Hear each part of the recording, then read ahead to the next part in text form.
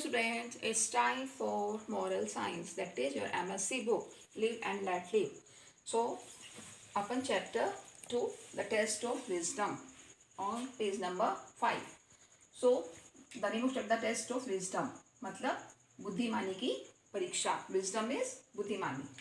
तो there were two friends. इस story में क्या है, दो फ्रेंड्स के बारे में बताया गया है. दो फ्रेंड्स होते हैं.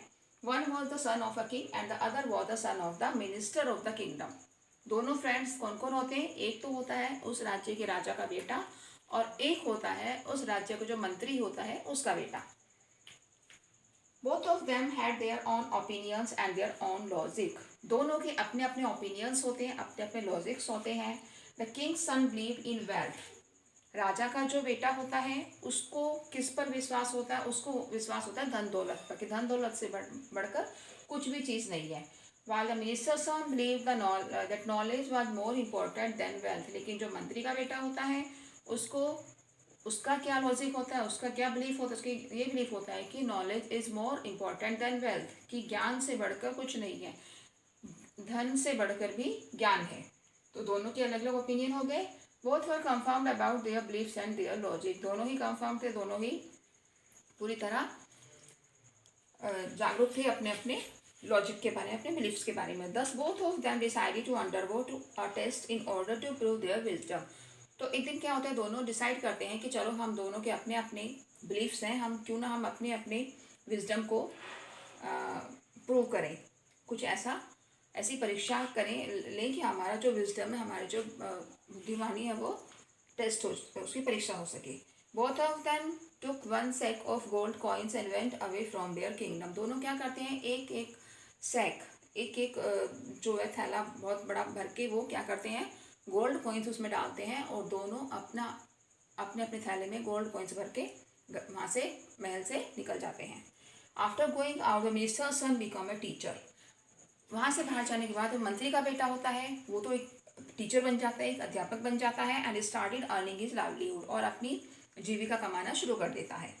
In this way he save all his gold coins. इससे क्या होता है, उसके सारे गोल्ड कॉइन जो वो वहाँ से लेके आता है घर से, वो सारे के सारे बच जाते हैं, क्योंकि वो अपना ज्ञान बांटकर उसको जो अर्निंग होती है उससे अपनी जीविका चलाता है. The king son spend all his gold coins in his entertainment. लेकिन दूसरी तरफ क्या होता है, जो राजा का बेटा होता है उसके पास जो गोल्ड कॉइन्स होते हैं वो उन गोल्ड कॉइन्स को अपने एंटरटेनमेंट में पूरा खर्च कर देता है. सोन ही बिकेम पेनीलेस. और धीरे धीरे जब उसके सारे पैसे गोल्ड कॉइन्स खत्म हो जाते हैं तो उसके बाद फिर एक भी गोल्ड कॉइन नहीं रहते, एक भी उसके पास पैसा नहीं होता है. हिज रॉयल क्लॉथ्स वर टॉर्न आउट. उसके जो राजघराने के जो कपड़े उसने पहने होते हैं वो सारे फट जाते हैं, फटे हुए होते हैं.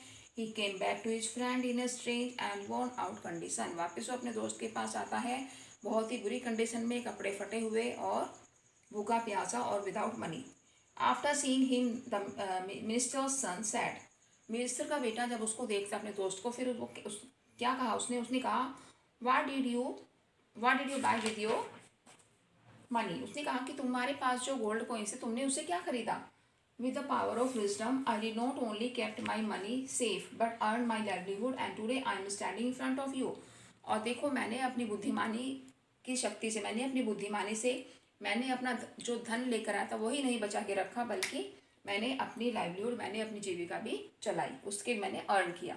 आई एम स्टैंडिंग, और मैं आप तुम्हारे सामने खड़ा हूँ. If you want to go back to your kingdom then I have enough money that I can return back. और अगर तुम वापस अपने घर जाना चाहते हो, वापस किंगडम जाना चाहते हो, राज्य जाना चाहते हो, तो मेरे पास वो पूरा का पूरा धन अभी भी है, वो मैं तुम्हें वापस कर सकता हूँ. The minister son replied. Minister के बेटे ने जवाब दिया.